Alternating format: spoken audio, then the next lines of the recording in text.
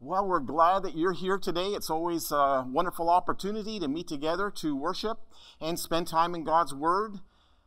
We're glad that Mark and Donna are back. They were away for a couple of weeks. And now I know you may say, well, we don't usually mention when people come back after being gone for a short while. But, you know, Wednesday night we have the Bible class, so that's kind of an important role that Mark plays. I don't even know if he wants to continue doing it, you know, now that he's seen Dawn and I do it, you know. But it's good to have Mark and Donna back.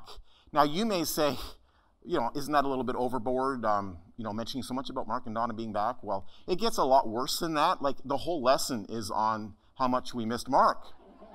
So, well, not really. Okay. So, missing the mark. Well, we want to talk about sin.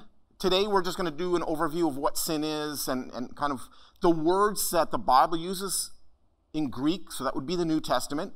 The Old Testament also uses several different words for sin, and so we understand how that works even in our society when people break the law, when they do things that they shouldn't, when they transgress. We may even understand how that works even in our own homes. When we have little kids, sometimes the things that they do, something they say, there's different motivations, there's different reasons, there's things that are going on that maybe they do it out of ignorance, maybe they do it out of rebellion, and so those are quite different attitudes, and probably would be dealt with quite much differently, even with discipline. And I think that it is helpful when we think about, well, what is sin? And then when we look at our own lives to say, well, yeah, I know we're all sinners, and I know I sin, but you know, what kind of sin is it that I'm really involved in? And we have to maybe then look at our motives and look at what's really going on the inside. What are we thinking? And then when we talk about repentance, how does all of that work? So we want to look at this idea of sin. And so 1 John speaks quite a bit about sin. And he's really trying to say, you know, if you love God, because if you remember, 1 John speaks a lot about, we talked about that just a few weeks ago, the love of God. And 1 John mentions love many times, love God, love one another. But then, you know, there's quite a connection and a combination between love and sin. If we love God, we will not want to hurt him. We will not want to sin against him. If we love other people, I wouldn't want to sin against you. How would me purposefully doing things to hurt you, I love you. It's like, well, they don't go together. So 1 John helps us understand what sin is. And so he says everyone who sins breaks the law. In fact, sin is lawlessness. So just a general definition of sin is doing something we should not be doing. And he's not even really talking about motive here. He's not talking about, you know, big or small sin. He's just talking about when we do things that we shouldn't do, that's what sin is. And so that's, again, the overall picture that we want to remember. The definition is important when we think about what sin is, in order that we don't try to, again, trivialize maybe our sin or justify what we do. And again, we see that quite often in maybe even in society, sometimes even within the Christian circle, where people do things and then they try to make up excuses about why it's not really my fault, it was somebody else. They drove me to it, they tempted me, they, you know, deceived me, they lured me, you know, so it's always somebody else's fault, somebody else's problem. And so maybe I'm not really that responsible, and therefore I don't really need to confess, I don't need to admit, I don't need to say I'm sorry. And, you know, maybe even illegally, I'm not responsible for that law that I broke. And we know that's not true. We are responsible, aren't we? And we're responsible adults. You know, now, again, we'd say if somebody is insane, that they do not either permanently don't have the capacity or the intellect to be able to make decisions, that's one thing. Maybe even temporarily insane. And again, when we hear about people going to court, they say, well, I was temporarily insane, so therefore I'm not responsible.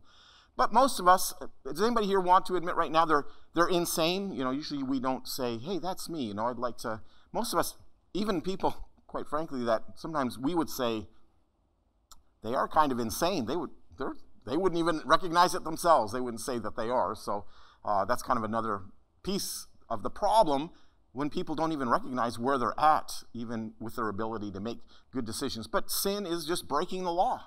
And so spiritually, it's not just us breaking the law of the land or breaking a promise or a covenant or a relationship I have with you, but it's breaking specifically God's law. So if we claim, this is 1 John 1, David read this to us, if we claim we have not sinned, we make God out to be a liar, and his word has no place in our lives. So people who say, I don't have sin, kind of I'm perfect, I don't have any problems, I don't have any struggles. And again, more and more people in the world maybe say, I don't sin, because they've reduced the law, like what is it to break the law, to be a lawbreaker, to be a sinner. They've reduced it to only just a few major high crimes, and if you don't do those, then you're okay. But John is saying we've all sinned. We are all guilty of sin. And so the person who says, I have not sinned, you're lying, because what does God say? God says we are all sinners.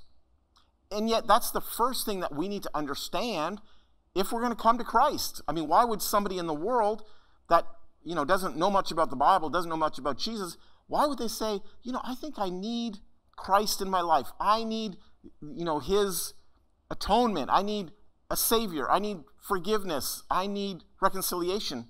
They say, I think I'm okay. I don't need any of that.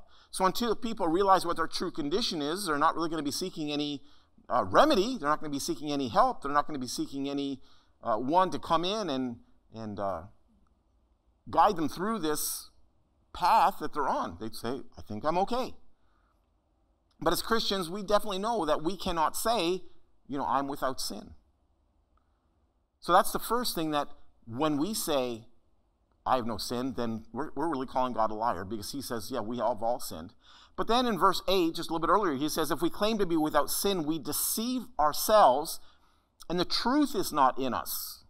So it's not just something we do externally, it's sometimes a self-deception. I'm not only trying to deceive you, I'm trying to deceive myself. And I do that in order that I can live at peace with myself. I don't need to be worried about guilt and shame and things I've done to other people or laws that I've broken. I just think, well, I don't have sin. So I can just kind of erase all of those feelings I have about, they even just call them mistakes I've made. I don't have any mistakes. It's just a thing that I did, or it's a path I chose, or it's something I said, but it's neither right nor wrong. It's just something I did. It's who I am. And so they don't want to admit, even within themselves. Self-deception, again, is very difficult for people in order for them to say, yeah, I've done something wrong. I have hurt you. It is my fault. I take responsibility.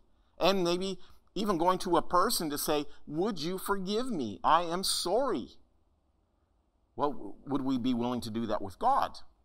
Because we've also sinned against God. So this is the idea of understanding what sin is, confessing our sin, and finding the salvation that comes through Christ.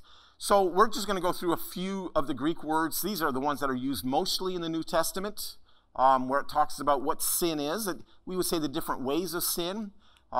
Hamartia is, it really means to miss the mark. And so that's kind of the title of the lesson. And this is probably the Greek word that's used the most. And so this seems to be somebody who is sincerely trying, but they have failed, right? So, you may think about somebody who, sometimes we think about the archer hitting a target, and that's kind of what this guy's doing. But the guy in the picture anyway, he's actually training, it looks like, because he's a soldier. I mean, it's one thing to miss the mark when you're doing target practice, and, it just may reveal you need to aim a little better, or you need to practice a little bit more. Even if you're in a competition, you lose and you're only third place, right? Of course, there's only 3 people in the competition, but you're third place. But it's not the end of the world, is it? I mean, there's always next year. There's always a little more practice. But now what if you're at war, right? You're at war. So even today we would say if you're at war and maybe you come upon the enemy. Well, I mean, I know it sounds kind of harsh to use in church, but if you don't kill him, he's going to kill you. If you miss the mark, he may not miss the mark. That guy's your mark, you're his mark. So it's very important to hit the mark, right? So this is where it would be, when you're at war, you don't go, I missed, no big deal. I missed, did that on purpose. I missed, oh well. It's like, oh yeah, oh well, you're dead, right? I mean, unless you have a death wish, right? So that's pretty important. So we're not discounting this person's motives. They're trying to do the very best they can. I mean, we talked today maybe about people missing the mark. Maybe in sports. You got a basketball player, they're doing the very best they can. They go up, take a shot, maybe they do a layup or they go for a slam dunk, and then they miss. Now, you don't go, oh, he just wasn't trying hard enough. No, he was probably trying as hard as he could, but he just failed, right? So this is the idea of missing the mark. Sometimes it's used of somebody wandering off the path. Again, just not paying attention. They're not just focused. And so before long, they find themselves lost. And again, we may have that picture of a young child wandering away from their parents. Not necessarily they're trying to abandon their parents or trying to get away or trying to make a new life. I mean, they're only 3 years old, right? But they're just not paying attention. And Jesus tells some parables in Luke 15, and that may be the sheep that wanders off.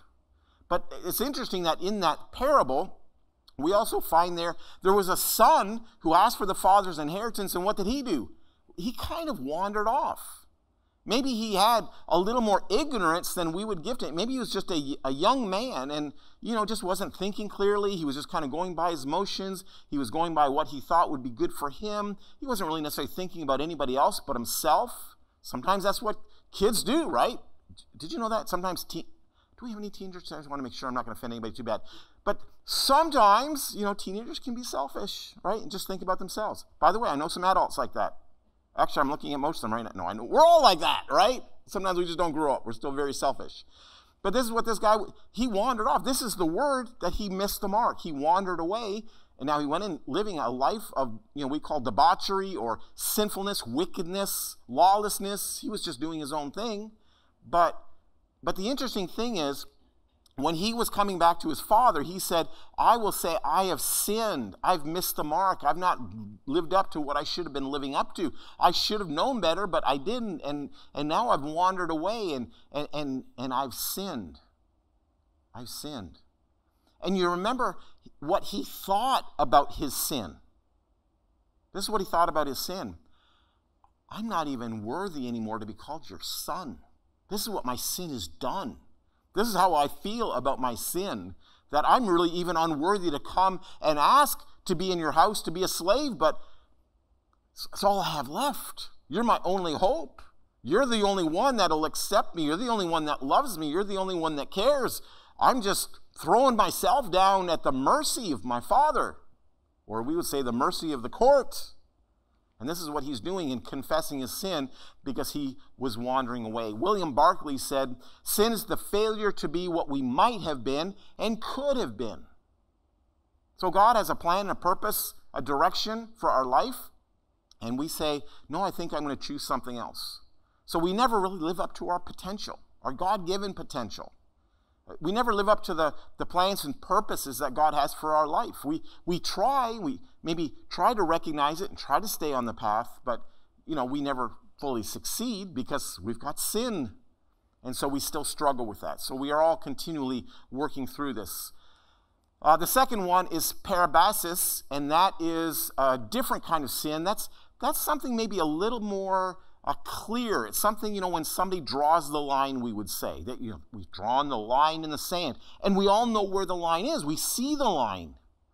And this may be something where we kind of look, and in our mind, we kind of think, maybe I will cross the line. Maybe it's not that bad to cross the line. And there's something in us, and sometimes even from a very young age, something called rebellion, right? And sometimes that's hard in parenting because you don't necessarily want your children to do something that would be bad for them. Listen, don't touch the stove. It's very hot.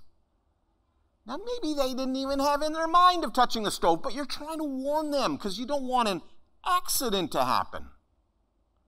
But now they think, oh, don't touch the stove, right? Wow. I wasn't thinking of that before, but no.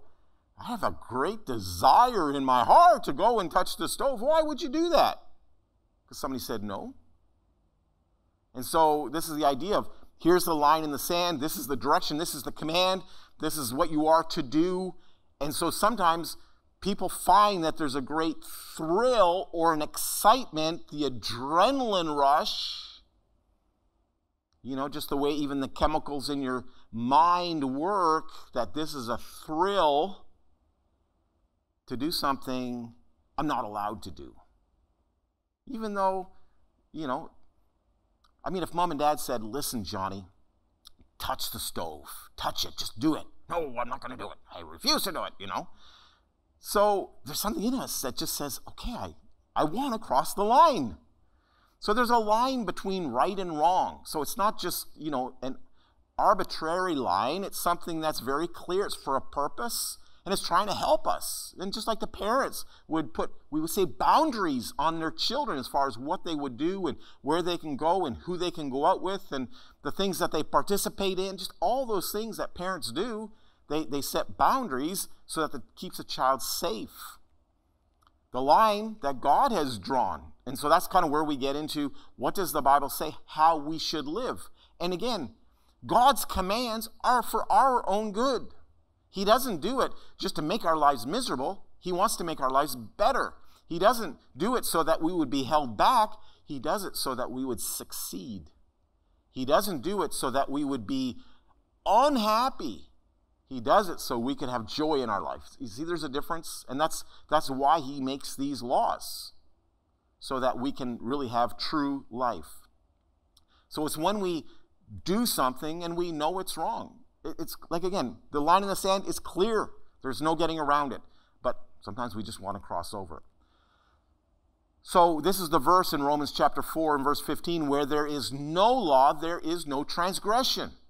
So again, if there was no law given, how can you step over a line that's never been drawn? How can you break a law that's never been written or never been made? So this is the idea that there is a black and white, and you choose to go outside the lines. The next word is anomia, and so by the way, I didn't mention, in case you're following along or you want to look at it later. So the Strong's word in the top right corner is, Strong's is a kind of, we would say, a dictionary to help us with Greek words. What do they mean?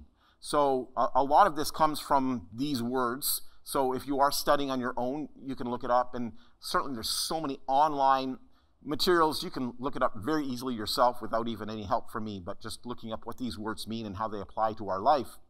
So this is lawlessness. So this is just, there is a law and we are breaking law. It's just a general breaking of the law. And again, it's not really so much rooted in the motives, but it's just like we were saying at the very beginning, sin is just breaking the law. But this may be more premeditated. We know what the law is, but we decide that we are going to break it anyway. And so even in crime today, sometimes there's first-degree murder, a second-degree murder, then there's manslaughter, and then there's involuntary manslaughter. So there's all kinds of different degrees of killing people, right? So some people, it's like, well, I had a plan for a long time to kill this person. I kept working on the plan. I perfected. I thought I was going to be able to get away with it. It's going to be the perfect crime, kill somebody, and I'll be free. And it's something that they've decided to do. And that's a little bit differently than accidentally hurting or killing somebody in what we call an accident. And that sometimes happens.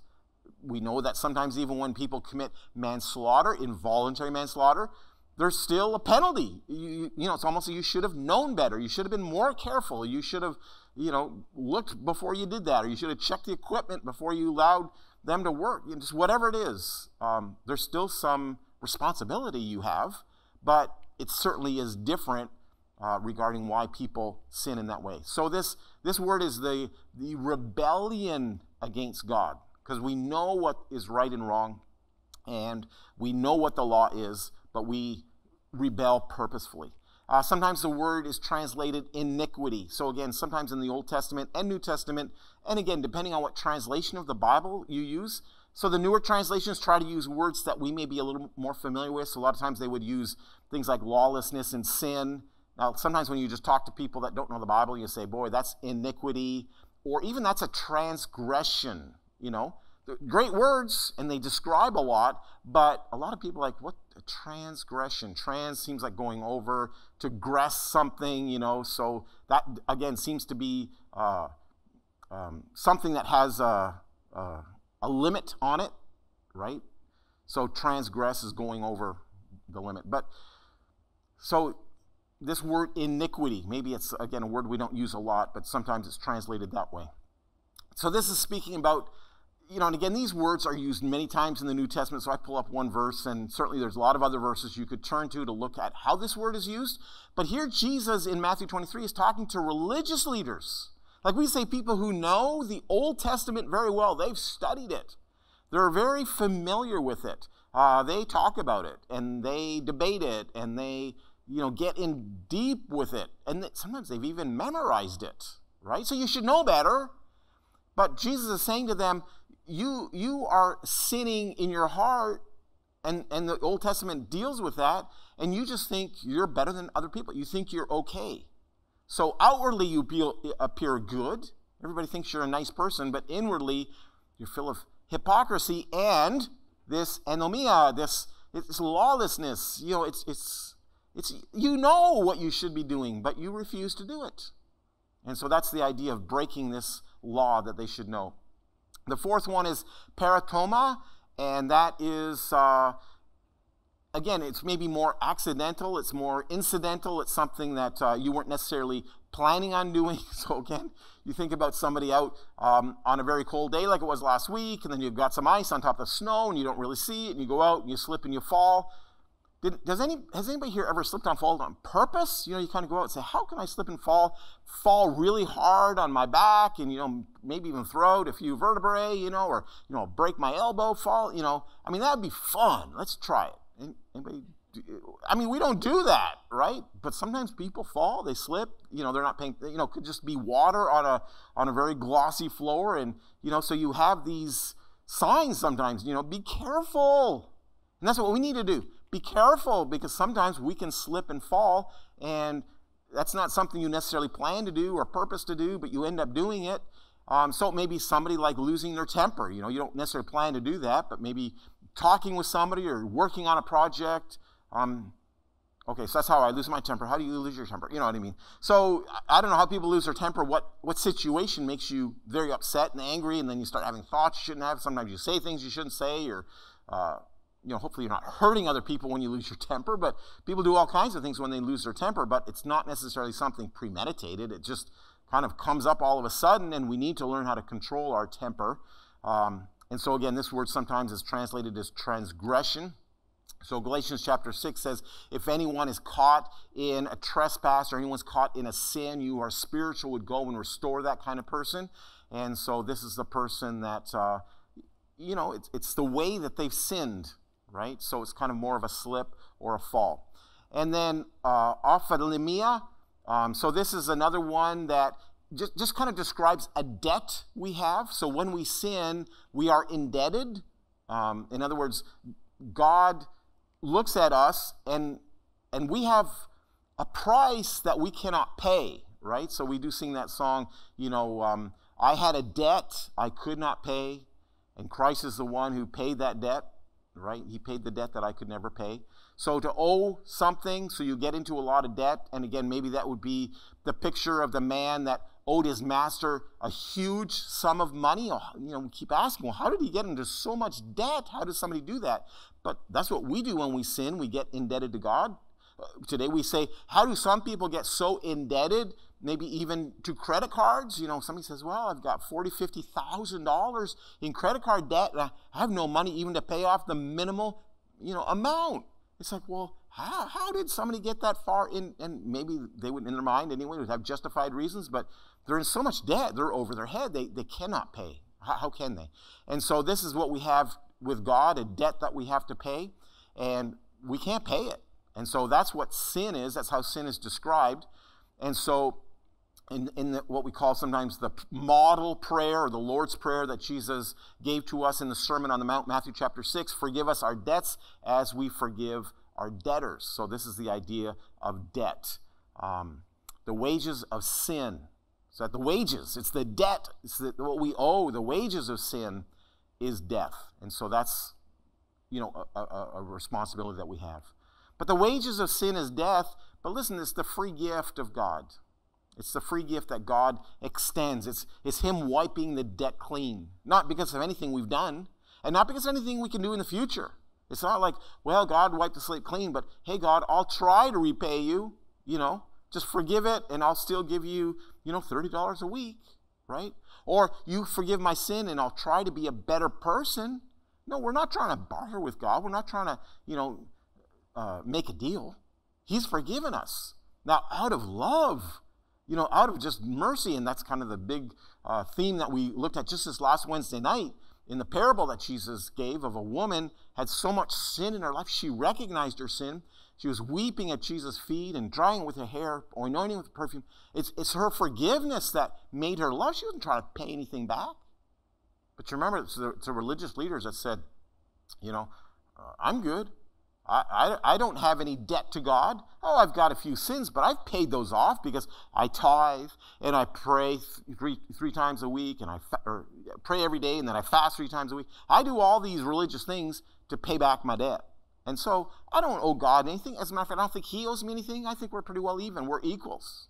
And it's like, no, this is a gift that God has given us, the gift of eternal life, the gift that Jesus paid for us that we could be forgiven and that we could have this relationship we could never ever have on our own because of sin. And so we've all sinned, we've all transgressed, we've all violated, we've all stepped over the line. And so God gives us this gift. So we are able, through an invitation he gives, right? Bring Christ your broken life, so marred by sin. And he will create anew and make whole again. This is what Christ is doing, even though we've sinned. But we can have victory over sin. And that's what we want to talk about in the coming weeks, kind of the sin that sometimes, Hebrews says that we can get entangled in sin, but we want to be free from sin. So we're going to talk about sin and how we can be free and what Christ has done. But if we can encourage you in your faith, or if you want to be baptized into Christ, if we can be a blessing and to pray with you, Joe's going to lead us in the song, and maybe afterwards you can let us know how we can be a blessing to you.